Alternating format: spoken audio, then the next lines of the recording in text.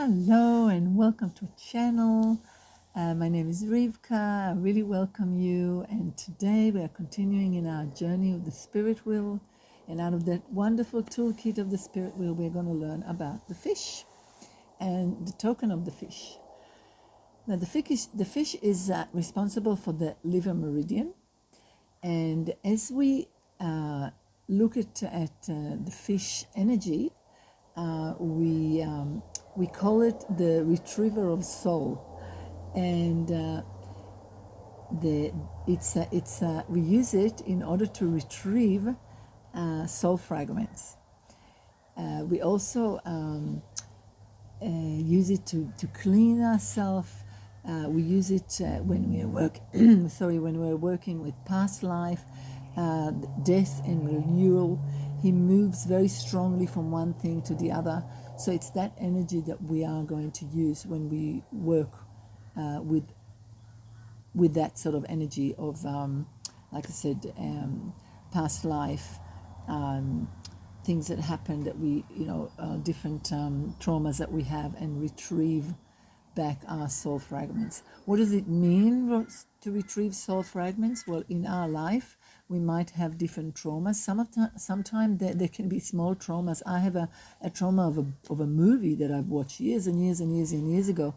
And every time I think about it, I go, oh my God, did I actually finish that story? Did I manage to retrieve back the things that fell down, my scales that fell down and left there?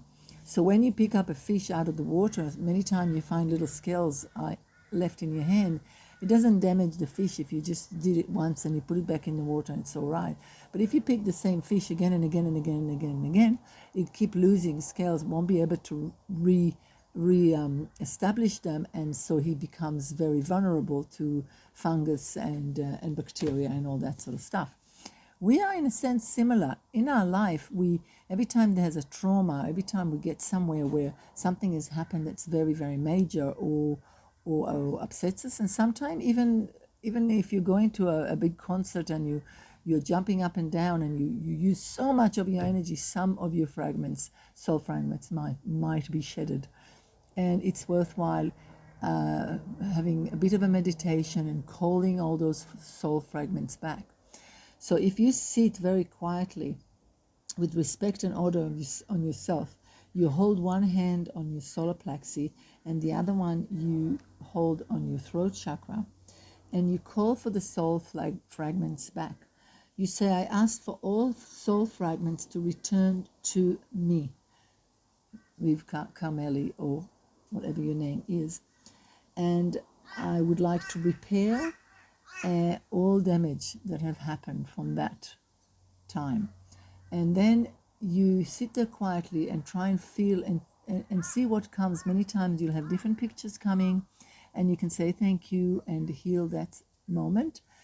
Sometimes not a lot will come, so you just do it a few times for a few days. Could be quite a while until you start feeling that things are returning to you. It really depends how deep the damage is, what are you feeling, and it's just another tool to help you.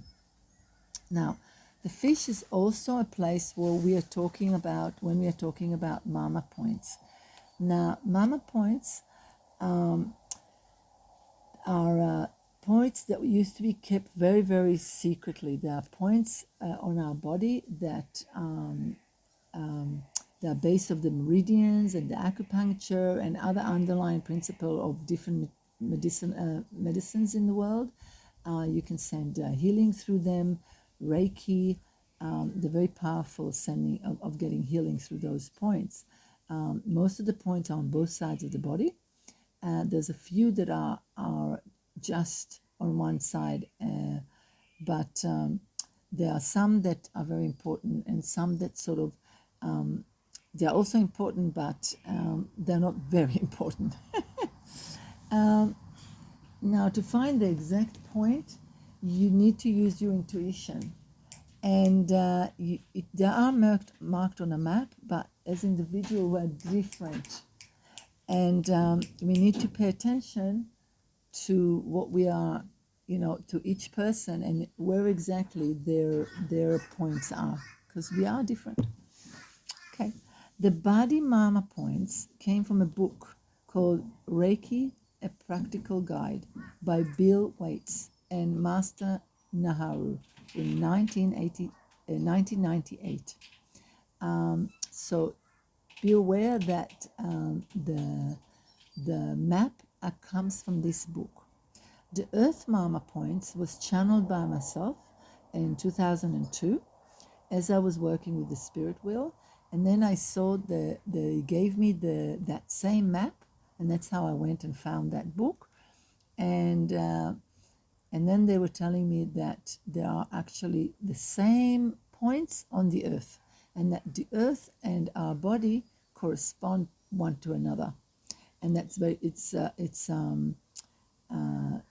that those points on the earth are not needing of clearing and cleansing and all this. They just need to have love sent to them, and that we need intuition to understand, to feel where they are, because they don't tell you exactly the point with altitude and all that sort of stuff. They just give you an area, and we have to put our intuition into it, and then our attention. We need to really focus. If you sit in a group, it's amazing. You can do quite like up to 5 points at a sitting of sending healing and light into a place on the places on the earth. I will put all the pieces of information and all that in the next post that I do. Okay, so we talked about the fact that we've got point on the earth and point on our body that correspond. Now we know that because as we know, our body, the physical body is made of minerals, and we have water in our body, and the same minerals are on the earth, and there is a magnetic energy that is around us and on the earth, and we correspond to everything that happened on the earth. So it's very important that we understand that we are not sort of separate from the earth. It'll be really good for people to have more grounding, to walk barefooted, or to wear shoes that have leather soles rather than rubber soles or wool soles, or have some form of grounding that can be happening at least once a day, where you stand with your toes and your feet touching the ground somewhere, maybe on a grass place or anything like this. Just very important to learn to have that connection and feel the difference that it does to our body when we are more connected to the earth. Even if you live in high rises and stuff, and you work in the city, there must be a moment every day where you can just take your shoes off and put them on the ground and go, oh wow, there's a connection. You become a little bit more sensitive, and you slow down a little bit, and that tiny little bit makes all the difference. Okay, so we learned about the soul fragment and how we can retrieve our own soul fragments back to ourselves. And we learn about the marma points. I know that it's not a lot of learning. Usually when we do a workshop like this, we sit and we practice it together, and it's a half a day's or a whole day's work for each workshop. But now I believe that we could, each and every one of us can do those things by ourselves, or find another friend or something to try and practice some of those things, or even just hearing it sometime makes sense, because everyone will be more and more awake and realize that those things are around, and it's sort of information that you can gather and then continue to find the right path for you.